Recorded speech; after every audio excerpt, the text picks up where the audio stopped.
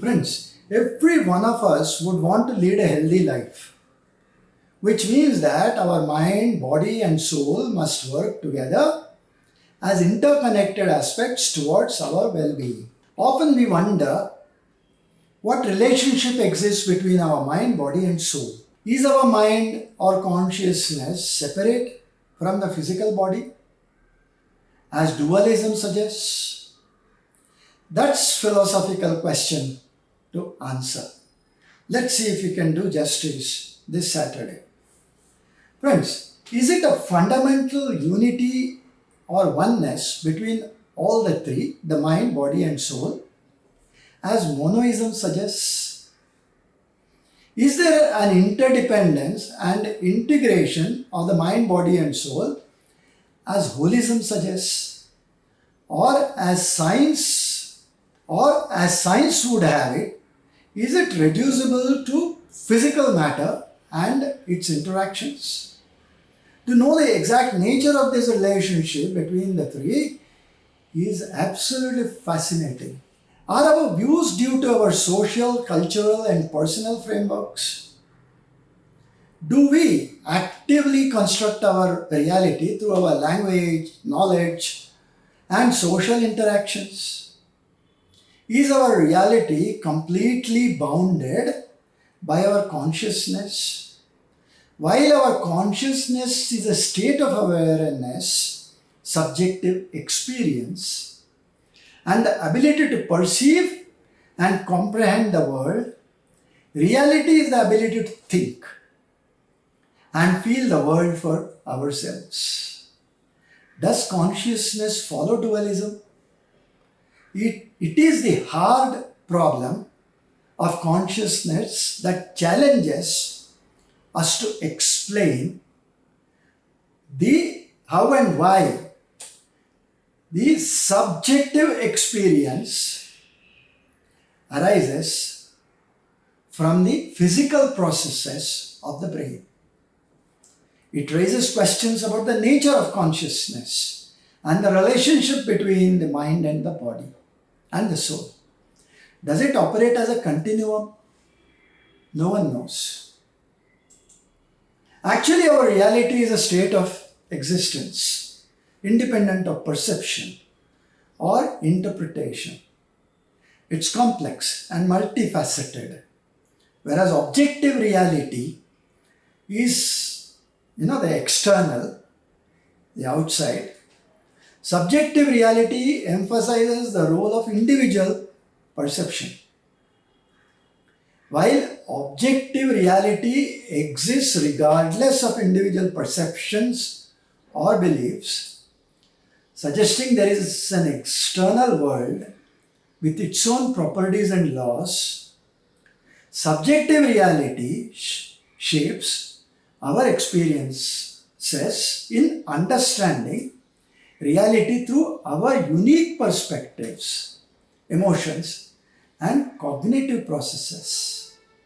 Whatever that may be, there is a reality beyond the physical world, and that is based on the metaphysical perspectives, that is beyond the observable and the measurable aspects of reality.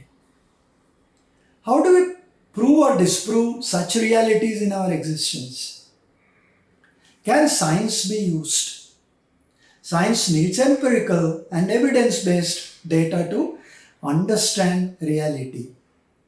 It seeks to uncover objective truths, about the natural world through systematic observation, experimentation, and the formulation of theories and laws.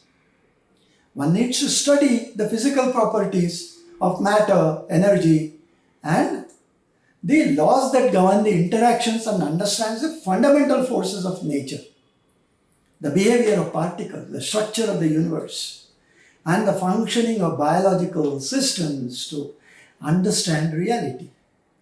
Well, all that may be difficult to do.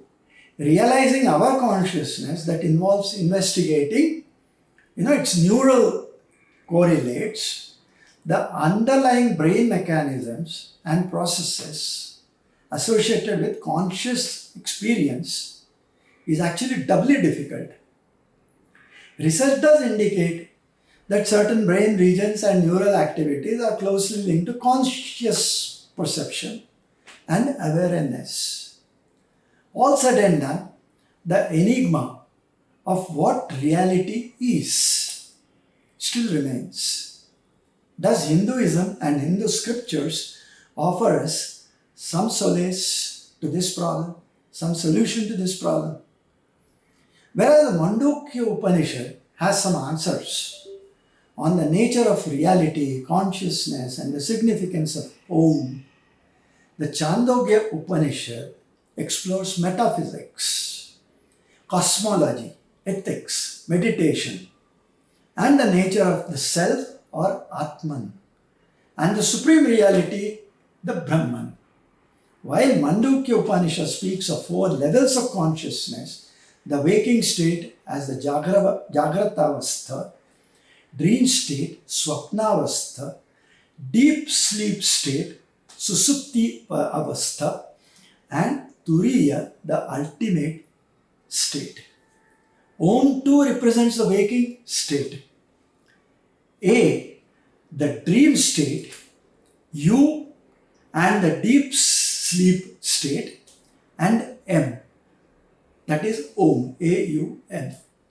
Though Om does not go beyond Turiya, it acts as a bridge in the realization of the ultimate.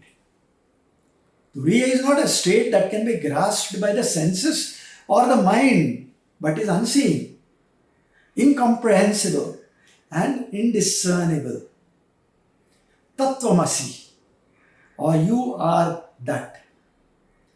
As said in Tattvamasi, or you are that, as said in Chandogya Upanishad, expresses the identity between the individual self and that is Atman, and the supreme reality, which is the Brahman, highlighting the non-dual nature of existence. Now, realization of Atman is the realization of the Brahman, or reaching the state of Turiya. Such realization depends on the physical body, vital energy, mind, intellect, and ultimately bliss. All of them derive energy from meditation and contemplation. Various meditative practices and techniques, including breath control, mantra repetition, ethical practices, and contemplation, on the nature of the self and the supreme reality, help in the pursuit of synergetic control of the mind, body, and the soul. So, how do we reach there? Use the concept of neti neti, which means not this, na iti, not this, or the principle of reductio ad absurdum, to negate the limitations attributed to the supreme reality, as Chandogya Upanishad tells us.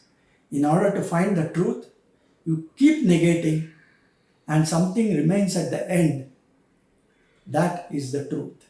With that, friends, let me end this Saturday's episode with a promise to be back the next Saturday with another episode. Until then, thank you, Dhanyavad and Namaskar.